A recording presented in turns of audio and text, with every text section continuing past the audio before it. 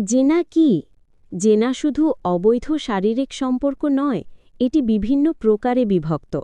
হাদিসের ভাষায় জিনা বহু প্রকারে বিভক্ত, যেমন ১ চোখের জিনা, বেগানা নারীর প্রতি দৃষ্টি দেওয়া। ২ জিওভার জিনা, অশ্লীল কথাবার্তা। ৩ হাতের জিনা, অবৈধ স্পর্শ। ৪ পায়ের জিনা, নিষিদ্ধ কাজের উদ্দেশ্যে হাঁটা। ৫ কানের জিনা, খারাপ কথা শোনা।